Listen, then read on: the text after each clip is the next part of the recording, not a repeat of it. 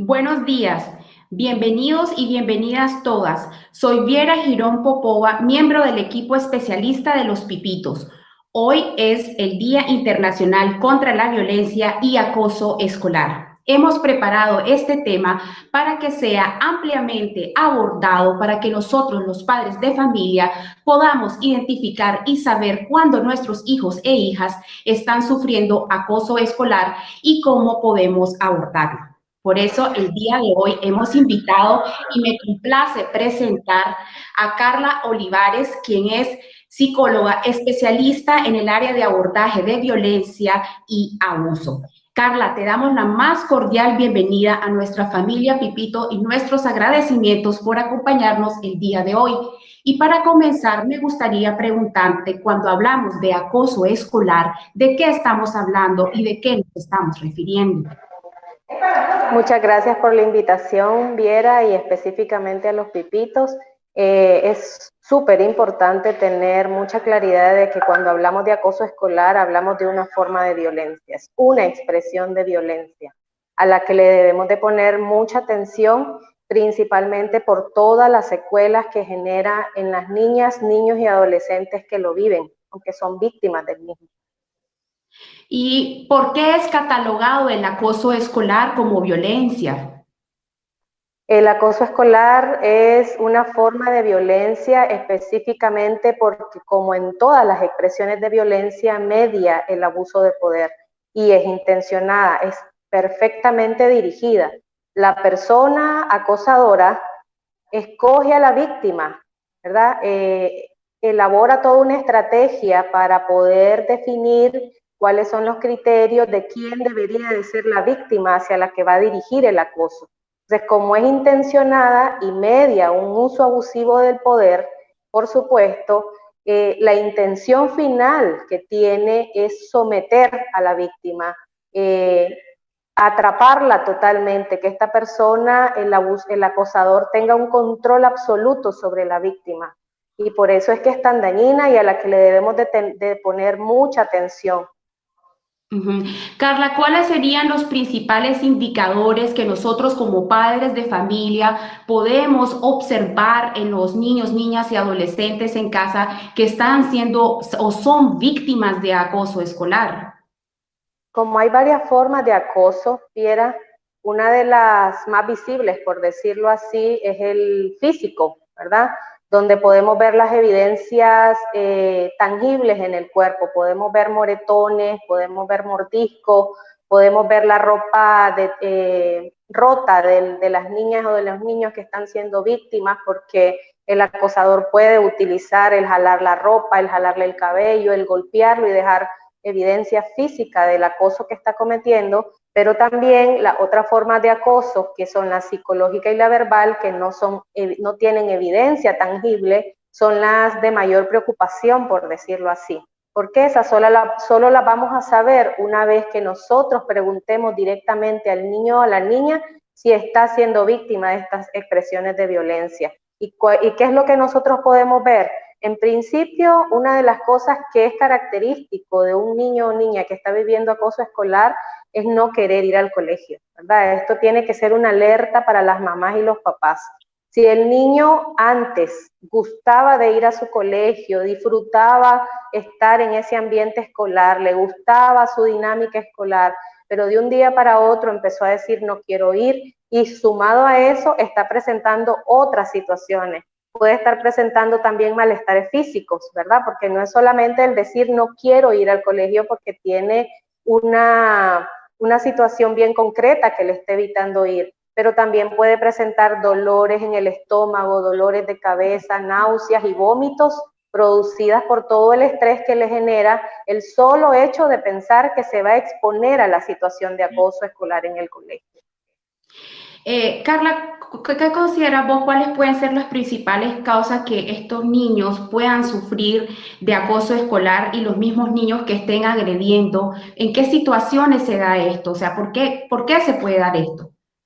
Un punto de partida para hablar siempre del tema de violencia es que la violencia se aprende, ¿verdad? Entonces, una de las cosas que debemos de revisar siempre como madres y padres o como familia en general, porque es un problema que nos atañe a todas y a todos, es revisar cómo se están viviendo las relaciones o los vínculos en la familia, ¿verdad? De qué forma nos estamos comunicando con los niños y con las niñas, porque la forma en que nosotros lo estemos haciendo en la familia puede generar tanto víctimas como victimarios también hacia afuera, ¿verdad? Entonces, si nosotros estamos usando la violencia en la familia para disciplinar a nuestros hijos y a nuestras hijas, si los estamos maltratando de muchas de las formas que pueden haber, este niño lo que va a hacer es trasladar un poquito de su malestar en los niños y en las niñas con los que se relaciona en el colegio, ¿verdad? Trasladar un poquito de eso aprendido de la violencia en otros niños y en otras niñas, es decir, desplazar ese malestar hacia otros niños y niñas.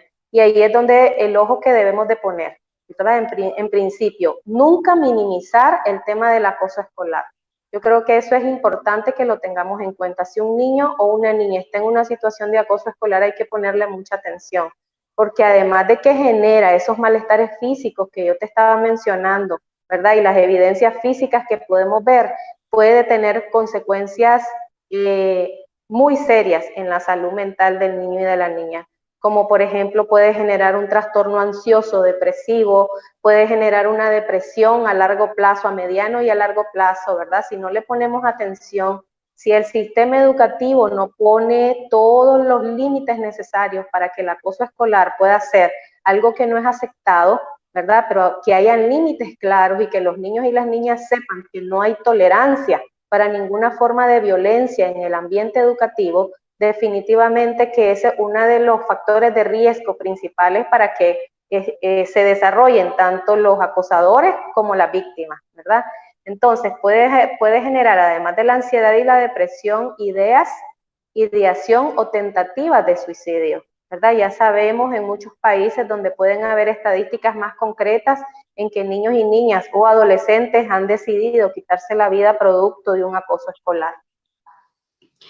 Ya, y digamos, ¿quiénes pueden ser más vulnerables? ¿Qué grupo de población infantojuvenil son los más vulnerables a sufrir el acoso escolar?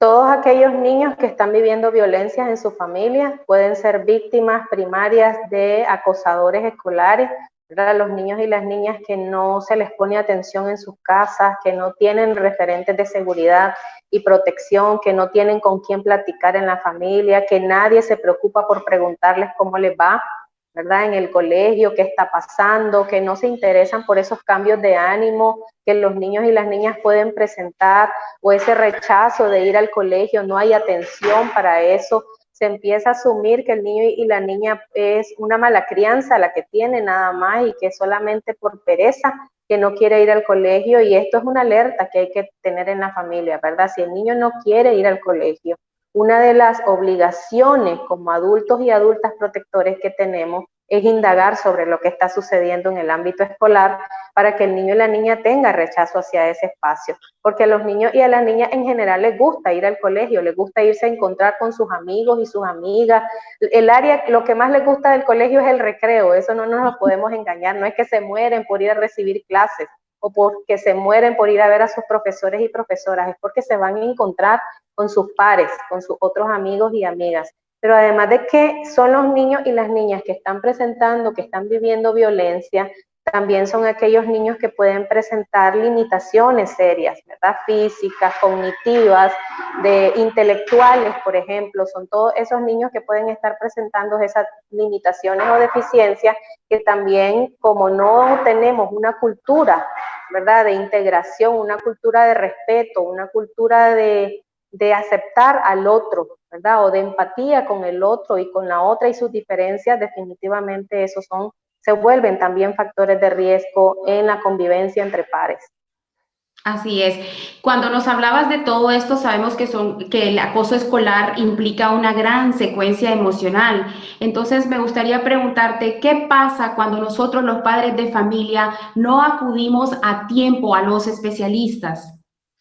Sí, fíjate que parte de eso es lo que te estaba diciendo. En nuestro país no tenemos como un seguimiento para este tipo de conductas, ni por supuesto tenemos estadísticas que nos indiquen cómo está ¿verdad? La problemática en los colegios, pero definitivamente sí hemos sabido por estudios que se hacen en Estados Unidos y en Europa de que pueden ser, llegar a tener secuelas muy serias, ¿verdad? Y eso es lo que te mencionaba, entre depresión a mediano y largo plazo por la repitencia de la situación que el niño y la niña puede estar viviendo. También puede haber una ideación frecuente, ideación que se mantiene, que es sostenida de suicidio, hasta concretar en una tentativa de suicidio, ¿verdad? ¿Qué otras cosas puede derivar? Empieza a haber ausencia del colegio, ¿verdad? Los niños y las niñas, como no tienen un eco, no reciben apoyo de parte de la familia o se minimiza la situación que están viviendo, pueden salir de las casas hacia sus colegios, pero no llegan a los mismos, ¿verdad? Y si tanto la familia como el sistema escolar no son protectores realmente, no hay todo un sistema de protección, alerta de que el niño, de que puede informar a la familia si el niño no llegó al colegio, si no existe, ya lo sabemos que en nuestros colegios públicos no hay forma de poder controlar a toda la cantidad de población escolar que tenemos, valga la redundancia. Entonces puede ser que salgan de sus casas, no llegan al colegio y se van donde amigos o amigas o andan en las calles deambulando. Entonces, el alto riesgo de que los niños y las niñas se expongan a otras situaciones de violencia también es alto. Pueden caer en situaciones de trata, por ejemplo, de explotación sexual, pueden entrar en consumo de algún estupefaciente, alcohol o drogas, y eso también son riesgos altos frente a la situación de acoso escolar. Sí, y cuando nosotros los padres de familia podemos observar y detectar estas conductas y ya vemos que el niño no está integrado, es necesario acudir inmediatamente por los riesgos que implica el acoso escolar al especialista. Siempre es importante poner atención a los indicadores, ¿verdad? Y eso es importante que la gente tenga mucha información al respecto. Y mi insistencia siempre de no minimizar el impacto que el acoso escolar tiene en los niños y en las niñas. Sigo insistiendo en que hay que indagar si el niño se está quejando de que algo pasa con el colegio, hay que hablar con la dirección del colegio para saber si existe todo un sistema creado alrededor de la prevención del acoso escolar para que el colegio dé respuesta a las situaciones, porque definitivamente tenemos que asumir que todos los colegios a estas alturas deberían de tener un plan de prevención frente al acoso escolar, para que los padres y las madres también sean parte de esa red de apoyo que los niños y las niñas tengan. Pero de no existir en el colegio, deberíamos de nosotros estimular al colegio o participar con el colegio para crear toda esa campaña de prevención en el mismo sistema escolar. En la familia, lo primero que debemos hacer, porque hay distintos niveles de prevención, ¿verdad? O de cómo nosotros podemos intervenir. Primero, lo que les decía es revisar cómo yo estoy usando la disciplina con mis hijos y con mis hijas. Si utilizo la violencia, definitivamente que estoy creando condiciones de vulnerabilidad en mis hijos y en mis hijas para que otro niño, niña o adolescente pueda tener acceso a un uso abusivo de su poder para volverlo una víctima de acoso escolar. Y lo otro es que definitivamente cuando la situación ya está instaurada y estemos viendo toda la sintomatología presente, ¿verdad? La depresión, la angustia, las pesadillas que se puedan presentar, los problemas psicosomáticos, que son todos esos problemas físicos que les estaba mencionando, el dolor de estómago, dolor de cabeza, náuseas, vómitos, que el niño pueda presentar previo a saber que se tiene que enfrentar al ámbito escolar. Todo esto debemos de atenderlo, ¿verdad? Ya una vez que esté instaurado, porque se puede convertir en un trastorno de estrés, ¿verdad? Un estrés crónico en el que va a presentar toda esta sintomatología y eso es real, ¿verdad? No lo podemos minimizar nunca. Hay que pedir ayuda. Además de buscar el colegio y aliarnos con el colegio para crear todos los mecanismos de prevención y atención, una vez que ya esté instaurado, tenemos que nosotros buscar ayuda inmediata para la estabilidad emocional de nuestros hijos e hijas una vez que ya han sido víctimas de acoso escolar. Ok. Y a consideración tuya, ¿cuál consideras vos que sean las medidas preventivas urgentes de poder entablar en este momento, digamos, para evitar el acoso escolar?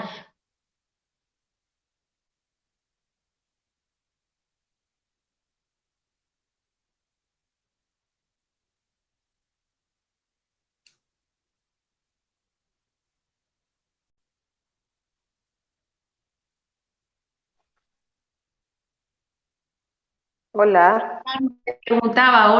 Te preguntaba que a consideración tuya, ¿cuáles serían las medidas de prevención que nosotros tenemos que tomar? Porque recordemos que esto es un asunto de responsabilidad de todos. ¿Cuáles serían las mayores medidas de prevención a consideración tuya se deben de tomar?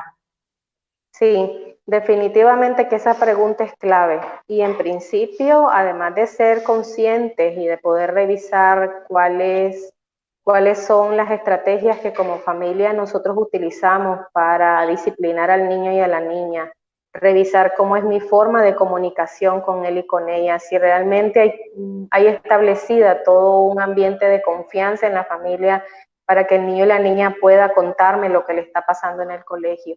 Si no está instaurado, definitivamente que tenemos que empezar a crear los mecanismos, empezar a preguntarle al niño y a la niña cómo se siente, cómo le fue en el colegio, pero mostrar una actitud real de interés, ¿verdad? No es que el niño me va a estar contando y voy a estar cocinando, voy a estar con el teléfono y le pongo media atención, no, es todo el cuerpo en función de escuchar y de poner atención a lo que el niño y la niña tiene que decir de cómo le fue. Nunca podemos hacer comentarios que minimicen el impacto que el niño y la niña está recibiendo del acoso escolar. Nunca decir, por ejemplo, pero no le pongas atención a eso, si es un niño igual que vos, no te puede preocupar eso que él está haciendo. Claro que sí, nosotros no podemos tener tolerancia hacia ninguna forma de violencia y ese es un punto de partida. Si nosotros aceptamos y en lo que nosotros le decimos al niño y a la niña, le estamos enseñando a que acepte que hay formas de violencia para resolver los conflictos, eso ya es un problema serio que debemos de revisar como adultos y adultas. Porque una de las cosas que tenemos que tener claro es que nosotros modelamos a los niños y a las niñas, ¿verdad? Y más que lo que decimos es cómo nos comportamos con ellos y ella lo que les va a enseñar, cómo se vive el respeto. Si yo respeto a ese niño y a esa niña, lo más probable es que va a poder identificar una forma de irrespeto, ¿verdad? Una violación a su derecho va a ser mucho más fácil de detectarla cuando definitivamente en su hogar no se le respetan sus derechos. Entonces hay que empezar a ser un poquito más coherentes, ¿verdad? Revisar cómo estoy yo poniendo en primer lugar las necesidades, expectativas e intereses del niño y de la niña, de mi hijo o de mi hija, para que realmente él se dé cuenta y pueda identificar de manera inmediata, que eso sería como la tarea principal, cuando está empezando a ser víctima de acoso escolar, para que lo pueda decir a tiempo y no esperemos a que esta situación avance hasta llegar a tener consecuencias tan serias como las que ya hemos mencionado. Sí, Carla. Y para finalizar, me gustaría que nos dejes un mensaje a nosotros, los padres de familia. ¿Qué mensajes nos dejarías? Una de las cosas más importantes que debemos de asumir como referentes de protección y de cuidado de los niños y de las niñas es, en principio, asumir la responsabilidad que nos toca, ¿verdad? Los niños y las niñas no deberían de aprender a cuidarse solas y solos. Somos responsables de su protección y de cuidado y exactamente por eso es que debemos de estar atentos a lo que les pasa. Nosotros, en la medida en que ellos vayan creciendo, van a ir aprendiendo a saber cómo lo van a hacer, pero no podemos dejar bajo la responsabilidad de un niño o una niña de 8, 10 años, 11, que él se pueda proteger solo o se pueda cuidar solo. Cuando ya sabemos que las relaciones de los niños con las personas adultas no siempre es respetuosa. Entonces, un niño no podemos obligar o pretender que un niño se va a enfrentar a un adulto, ¿verdad? Al maestro o a la maestra con propiedad y decirle, mire, usted no está haciendo nada para protegerme en el colegio. Eso no lo va a poder hacer porque en principio si hemos educado a los niños para que se crean inferiores a los adultos o para que crean que los adultos, las necesidades de los adultos son más importantes que las de ellos y ellas, definitivamente que no está en una relación de igualdad con los adultos. Entonces tenemos que partir de ahí, de que los niños y las niñas van a aprender a protegerse solos, pero cuando desarrollen los recursos para poderlo hacer. Si es que debemos asumir nuestra responsabilidad y la responsabilidad que tenemos es crear todos los mecanismos para que los niños y las niñas estén seguros en cualquier ámbito donde estén. Así es. Bueno, Carla, quiero agradecerte muchísimo por habernos acompañado hoy. Esperamos un próximo encuentro contigo y muchas gracias nuevamente. Claro que sí. Muchas gracias a ustedes.